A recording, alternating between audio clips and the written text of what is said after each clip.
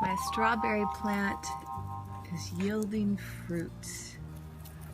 Let's try one of these. Ooh, it's a little smushy.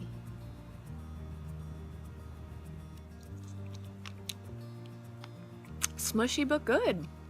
Wow, that's good. Nothing like food right off of, or out of the ground, off of the plant is what I was gonna say. Yum.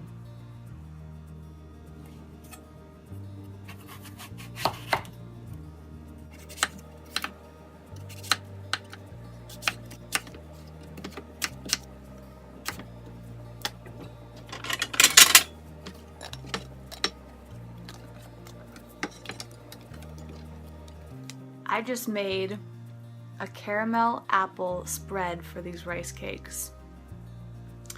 It's pretty good. I need to tweak it a little bit. But what I did is I took the dates that I soaked last night. I was thinking. It's always good to get things soaking in anticipation of having them later. And then I blended it with about a third of an apple. It was 4 dates, 4 soaked dates, but a third of an apple.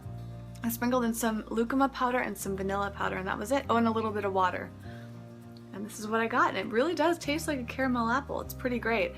A lot of the recipes I found online had nuts and citrus in it, but I don't think you really need it. Could probably use a little bit of salt to boost up the flavor, but it's really good. I'm glad I made this. I'm at one of my favorite restaurants in LA called Hugo's. They have the biggest menu, and it's not entirely vegan. I think I've talked about it before. It's not entirely vegan, but you can make almost anything vegan here, gluten-free, nut-free, soy-free. I mean, they are so aware of food allergies and preferences.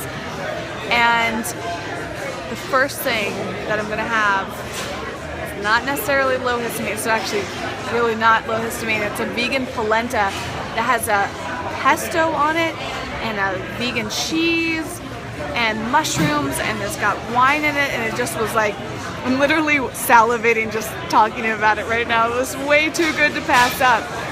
So I'll let you know how I feel after I eat it, but I'm excited to splurge.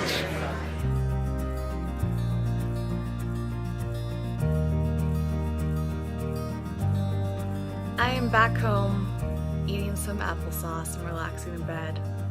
Do you like to eat in bed? Because I like to. I like to take breaks from work and eat a snack in bed and watch TV or just sit there and eat. It's also because I don't have like an actual dining table in my place, so I'm either eating at my desk, eating on the couch, or eating in bed. So I don't feel like being at my desk at the moment because I've been working. And I don't feel like sitting on the couch because my bed is so much more comfortable. Do you agree with me? Probably if you live like in a small place like I do, you can. So dinner was so good. It hit the spot. You saw that I had a veggie burger on gluten-free ciabatta bread topped with onions and mushrooms and with some lettuce. And I had some French fries.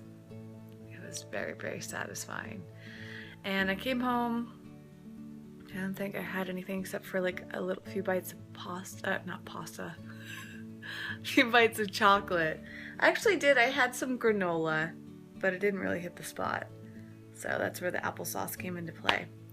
And I feel good after that meal. I mean, my digestion has been solid. I haven't been sneezing. I've been having some more of the mouth irritation, but I don't know if that was from other things.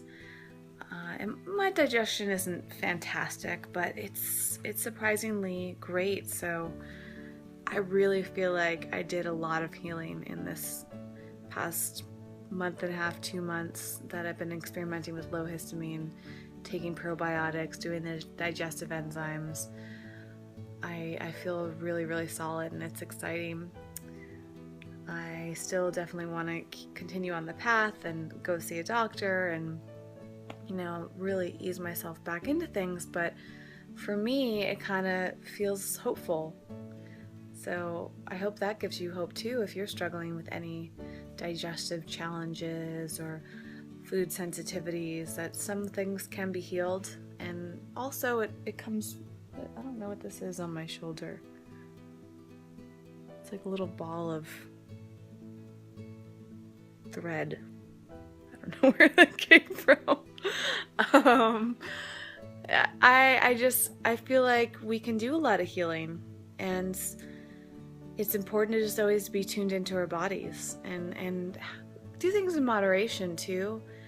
You know, I really like to eat simply. You see me eat a lot of simple foods, and sometimes I like to splurge, have treats. Sometimes I like to go out to eat, and sometimes I like to kind of go off dietary restrictions and just enjoy food, and then find that balance between finding foods that are not like crazy unhealthy or crazy like some of my top allergens. You know, it's really important for me to continue eating gluten-free and mostly soy-free, and you know, as whole foods as possible and low in histamines as possible. But being 100% low histamine is not something that I really want to do, to be honest.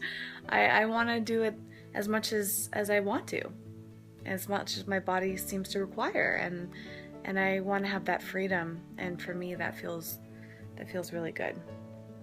So I'm gonna finish up my applesauce, do a little bit more work. I've got a video I'm uploading to the main Eco Vegan Gal channel, which I'm really happy about, so I hope you'll check it out. It's all about my grandpa and his history. He's turning 96 today, April 2nd. Even though this video is for April 1st, it is now technically April 2nd in the morning, and my grandfather's 96 years old. We recorded this video months ago of him sharing kind of his longevity secrets and the history of how he's been eating food. It's really, really interesting, and I'm curious how people are going to respond to it. So go check it out, and I'll see you tomorrow. Good night.